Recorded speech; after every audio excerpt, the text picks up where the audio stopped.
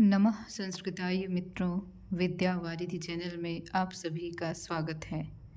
हम सभी ने श्रम महात्म्यम के भाग 1 में श्लोक संख्या 1 से 10 तक का अध्ययन कर लिया था। आज हम इसके भाग 2 में 11 से लेकर 16 तक के श्लोकों का अध्ययन करेंगे। तो आइए देखते हैं। श्रीमतां श्रमहीनानां भारात् खिन्नां वसुन्धरां प्रीणयन्ति स्वकौशल्यैः श्रामयन्तः कारुशिल्पिनः।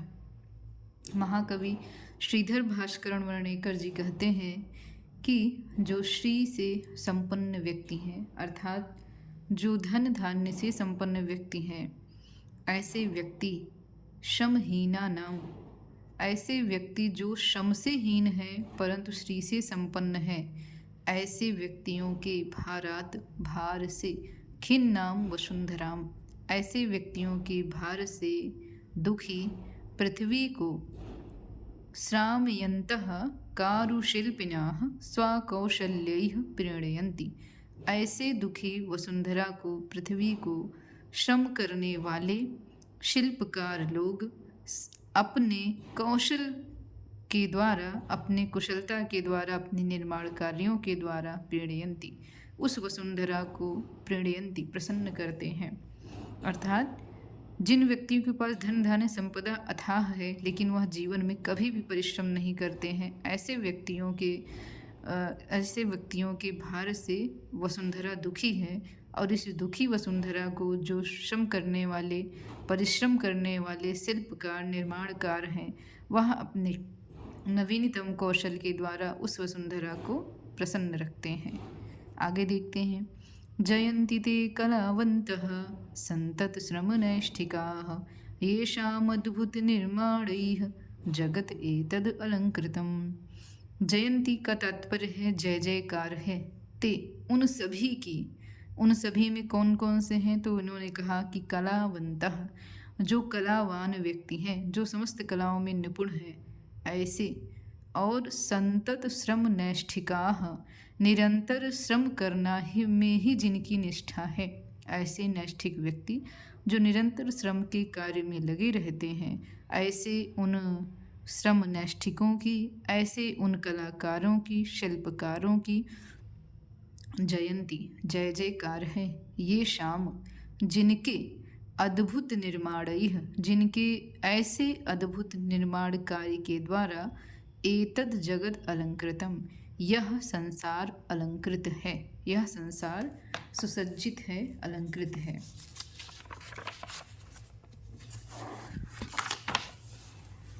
धिक धिक तम मांशलम देहं रूप यौवनशालिनाः यो न धत्ते क्षमाभावाद गात्र स्नायु कठोरताम।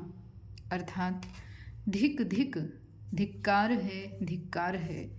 तम मांशलम देहम, उस मांशल देह को, उस मांस से युक्त देह को, रूप यौवनशालिना, जो रूप और यौवन से युक्त है, यो न धत्ते श्रमाभावात गात्र स्नायु कठोरताम, जो शरीर रूप और यौवन से युक्त मांशल देह है, ऐसे उस मांशल देह को धिक्कार है। क्योंकि क्षमाभावात, श्रम धन अभावात, जो श्रम के अभाव के कारण जिनके गात्र अर्थात शरीर, स्नायु अर्थात नसें, हड्डियाँ इत्यादि कठोरताम न धत्ते, कठोरता को प्राप्त नहीं हो पाई हैं। यानी जो श्रम करना कभी जानते ही नहीं है, जिनका शरीर और जिनकी नशों में कठोरता नहीं आई है, और उसका कारण है श्रमाभावात, श्रम का अभाव। श्रम का अभाव से युक्त ऐसा शरीर भले ही रूप और यौवन से युक्त हो, लेकिन ऐसा वह शरीर धिक्कार है, ऐसा वह शरीर रोगों का घर है। आगे श्रीधर भास्कर वर्णेकर जी कहते हैं कि न मुक्ताशु न ही रेषु तत्तजः खलु राजते शिल्पिना श्रमतप्तस्य स्वेदाम्बु कणिकाशु यत्। कहते हैं कि न मुक्ताशु, मोतियों में, न हीरेसु, और हीरों में, तत् वह तेजः न राजते, मोतियों में और हीरों में वह तेज सुशोभित नहीं होता है, या ऐसा तेज मोतियों और हीरों में भी नहीं होता है जैसा तेज शिल्पिनाः श्रम तप्तस्य। श्रम से तपते हुए शरीर से युक्त शिल्पकारों के स्वेदाम्बु कणिकाशु, स्वेद का अर्थ पसीना, पसीने से युक्त जल की कणिकाओं से सुशोभित शरीर जैसा होता है, या पसीने से युक्त, पसीने की जल कणों से युक्त जिस प्रकार से शरीर शोभायमान होता है, जिस प्रकार से शरीर तेजवान होता है, ऐसा तेज ना ही मोतियों में होता है और ना ही हीरो में होता है। आगे कहते हैं, मांशलो अपि हि कायो अशौ नूनं पाषाण निर्मिताः न यः परिश्रमैरेति प्रसन्न अखिल गात्रताम्।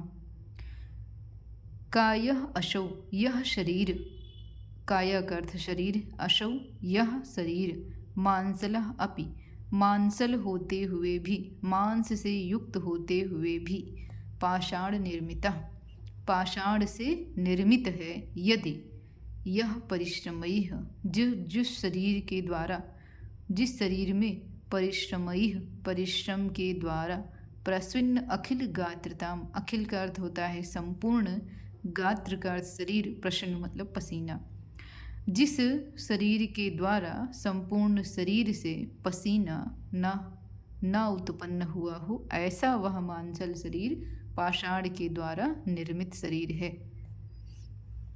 आगे कहते हैं, प्रियम पद्मपाद पद्माद अपि ईशस्य निहार कणिकाचितात् मुखम स्वेदाम्बुशंक्लिनम शिल्पिनः श्रमजीविनः।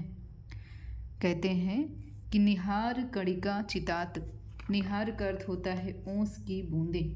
कहते हैं श्रीधर भास्कर वर्णेकर जी कि जिस प्रकार से निहारिका अर्थात ओंस की बूंदें अथवा भस्म की कणिकाओं से आलेपित ईशस्य, ईशस्य यहाँ भगवान शिव जी से तात्पर्य है, भगवान शिव जी का मुख पद्मात प्रियम, कमल से भी प्रिय होता है, उसी प्रकार से श्रमजीविनाः शिल्पिनाः, शिल्पकारों का और श्रम पर जीवन यापन करने वाले श्रमजीवियों का मुख स्वेदाम्बु संकलिनम, पसीने से युक्त होते हुए भी अत्यधिक प्रियम, अत्यधिक प्रिय होता है। तो भगवान शिव जी के भस्म युक्त शरीर से इन्होंने तुलना किया है कि जिस प्रकार ईशस्य, भगवान शिव जी का शरीर निहार कणिका चितात, ओंस की बूंदों से युक्त अथवा ओंस की बूंदों से युक्त कमल की अपेक्षा भस्म की कणिकाओं से युक्त भगवान शिव जी का शरीर अत्यधिक प्रिय होता है, उसी प्रकार से शिल्पकारों और श्रम पर जीवन यापन करने वाले परिश्रमी श्रमजीवी व्यक्तियों का मुख, पसीने से युक्त मुख अत्यधिक प्रिय होता है। तो धन्यवाद। आगे का अध्ययन हम अगले भाग में करेंगे।